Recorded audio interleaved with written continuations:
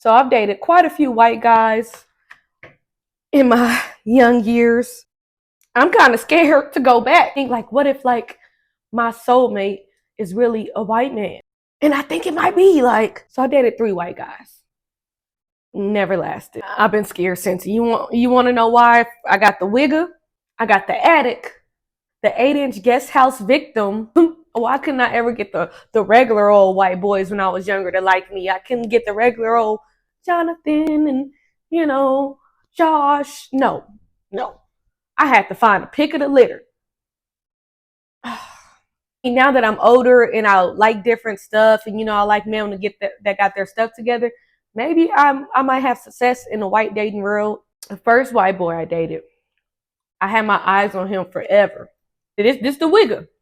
He was flying. He finally gave me the chance after he done been ran through, and I figured out how ratchet he was, but I wanted him so long. It was just kind of like, fuck it, let's do it for the plot. Let's do it for the plot. Let me see. Like, maybe he can make it work with me. Maybe I can slow him down, simmer him down. He could have kept that chance. Honestly, he should have kept it. Like, I know I was way past him at that point in time in life, but I was like, let's just do it for the plot. But I shouldn't have. He was just ratchet all the time. And I'm thinking, okay, like, you are raised in a predominantly black neighborhood. Everybody's all your friends are black, everybody's black. So I'm thinking, okay, I fully understand when other races act black if they've been around black people their whole life. I visit his house. His parents is white as all outdoors. Old, calm, chill. And I'm like, I'm thinking like his mama, hood white ladies when they got the eyebrow piercing or the little short piece haircut, most whitest, old, calm. I'm like, how did you come out this ratchet and your parents old as fuck and chill? Like, I'm confused. So that's when I knew, like, he choose to be ratchet like this. Be a jailbird. Like, he choose to be on some bum ass ratchet shit all the time. I was already there. And let me just say, they nasty. Let's just say he gonna eat it. He gonna eat that thing even if the light says stop. Even if it's ketchup. Let me just say that. And I just couldn't deal with him after that. Like, who does that? Of course I took it. I accepted it. I ain't gonna turn down nothing. But I ain't never seen that one before. That's extra extreme nasty freakiness. Like, with the string in, okay.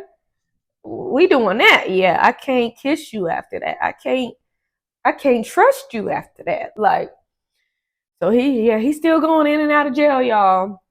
He tried to do better in life, but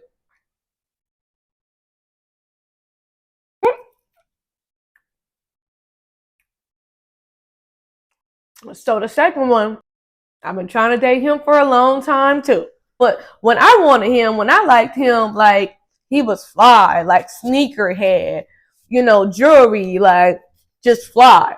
Fresh racing car, all type of stuff. But when I got to him, I didn't know what was going on. Like, I ain't never dated no addict before. The first time we really hung out, like, his mama had to meet me, and we grown, like, we older than 18 at this point, and his mama had to meet me. I'm like, cool, but he's like, but yeah, act like my roommate. And I'm like, huh?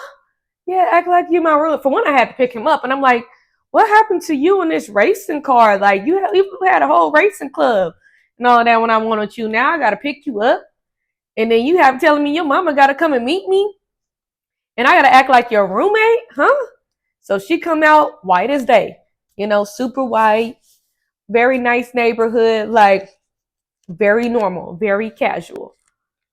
But I'm not thinking, like, now that I'm older, I'm like, okay, if he got a drug problem, maybe she want to know who he be around, because, yeah, who wants to keep putting somebody in rehab?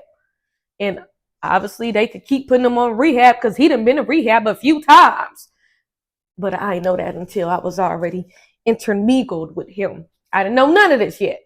I didn't know none of this yet. It was moving fast, but we dated for a while. So things were smooth. He told his parents he was moving out, and they probably thought, I guess he was supposed to be moving out with me somewhere, whatever, but he was really moving in with his girl best friend. I don't know. It was a kind of a stud, but like I didn't trust him. Like he would always be with her like a lot. And ain't nothing wrong with that. But like I feel like, I don't know, like I seen like a picture of them a little too close. Like a little questionable picture. Like, I feel like, the stud is sneaking some D. So I already was getting on him about that. Vibing though, like, but he always was high. Like, for one, I don't smoke. Like, I try to smoke, but barely. Especially since I don't smoke, I can't do the whole high all the time, chilling, couch potato vibe. He always talking about how he got all these moves, how he got this plan, how he got this, and that. And I'm just like, nothing is making sense because you still don't be having like full blown motion like I'm expecting you to. Boom, first problem that we had, he had got like a room down the street. I told you he ain't really had no place to stay. Like he chose not to have no place to stay. He didn't want to stay with his parents no more so he can go be ratchet. What people problem be? You got calm parents who gonna take care of you and you choose to just like, but you don't want to stay home. You rather be homeless because you want to go and do drugs. That's really how addicts be. Like, and it's just crazy when your family is pretty like okay to where you don't like somebody's willing to save you. But anyways, so boom. For one, he was late picking me up from work. He wouldn't even answer the phone. He wasn't even answering the phone. He was late picking me up. He ain't washed the car. He ain't put no gas in the car. He ain't do nothing. I don't know what he did with the car. I could have drove my own self to work if you wasn't gonna do nothing with the car. Yeah, that's the first and last time I let a dude drop me off at work. Yeah. That was the first and the last. Ooh, I was choking. So I let him borrow some money. And I should have known, like, not to get no addicts no money. Not to get no addicts no money. They gonna buy some stuff, and you ain't gonna never see your money again. I gave him, I let him, I messed around and let the addict get some money. So all of a sudden, now he got some money. He done disappeared, like off the face of the earth. Phone not working, nothing. So he hit me up like a week and a half later. And he's like, he sent me this random picture. He said, oh my gosh, I got into a car crash. I've been in a hospital without my phone. I was in a coma. Child, he sent me a picture of the most, looked like it was the first picture that came up on Google. A random turned over car in the desert. For one, you ain't got no car. You ain't got no car. What was you doing in the desert? What would you have been doing in the desert with your car that you don't have? You got to lie better. That's one thing about an addict. They sure don't know how to lie. I think they just don't care to put in the effort for the lie. Like, they can't lie to say they lie. So then a few days later, he's telling me like, I lied, I relapsed. That's when I was like, oh, this is like, he's an addict. Like you be gone, you get some money, you be gone for a few days. No contact, not a part of the real world. And I'm used to like knowing a lot of my family are addicts. So I'm used to it. But I ain't never dated one and I ain't doing it again. Like I'm not, you could probably be like after 3-5 years, maybe I'll date a recovering addict, but I was shocked. And you talking about you relapsed again.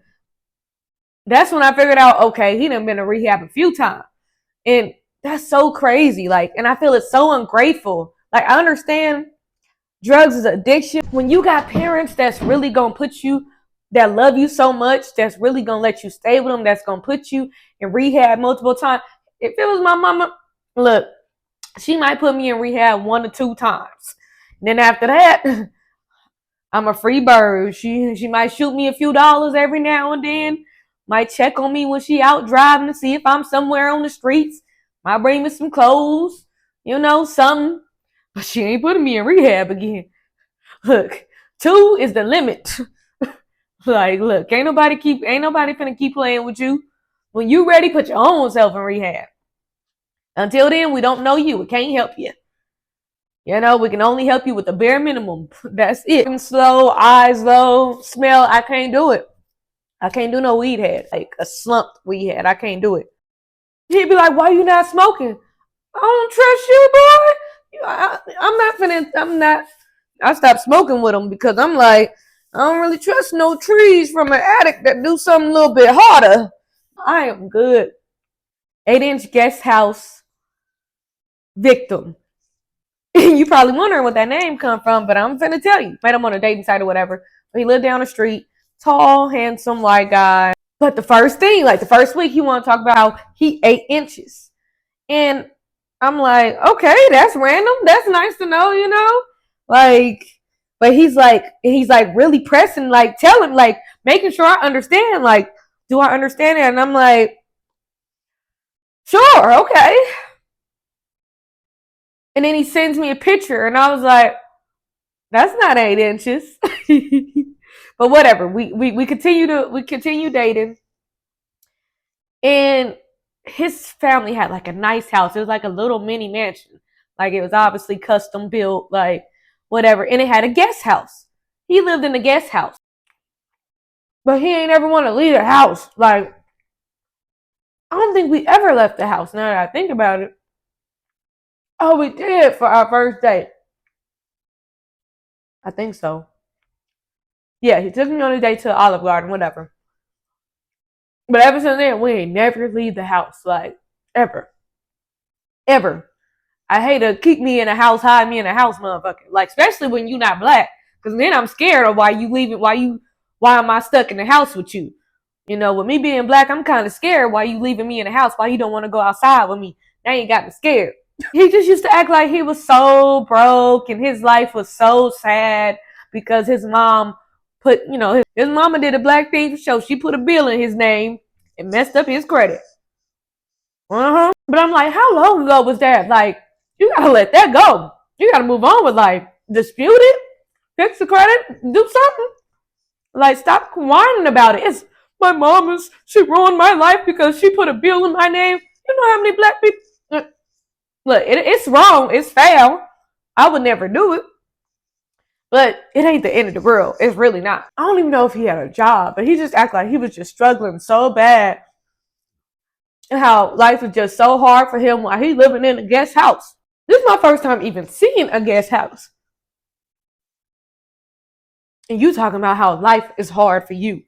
My mama won't, when I live with her, she want to check every week.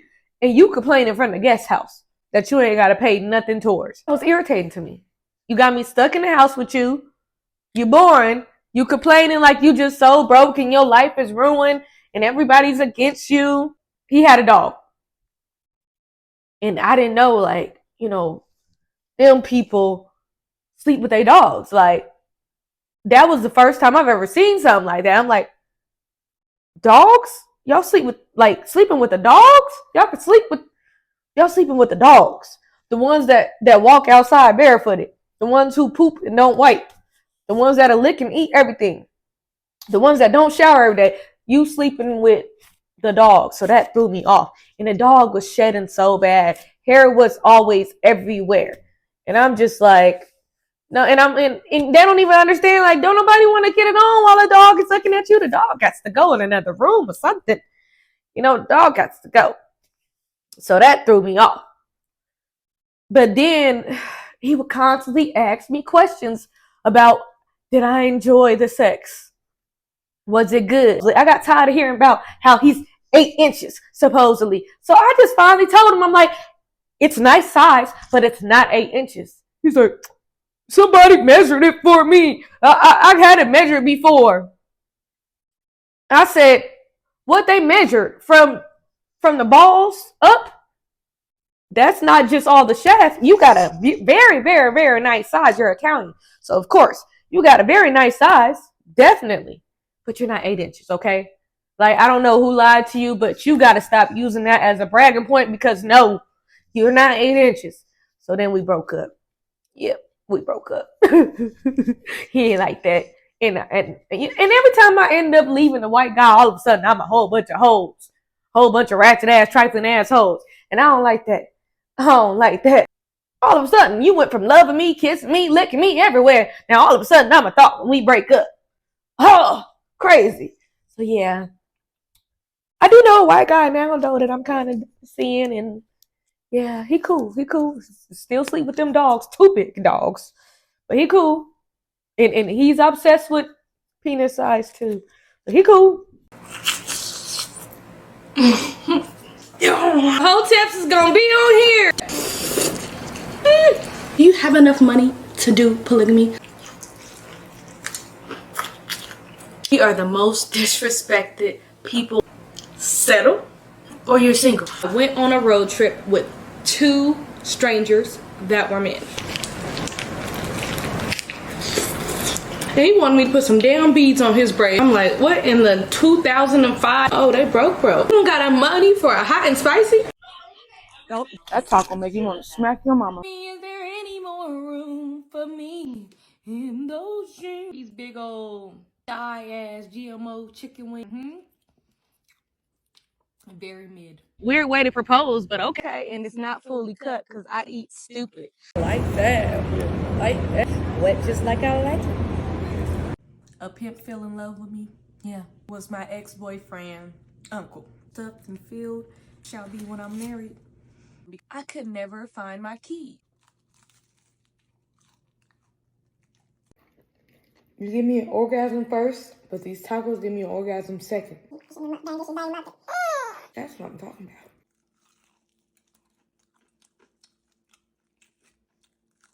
Girl, you look good once you back that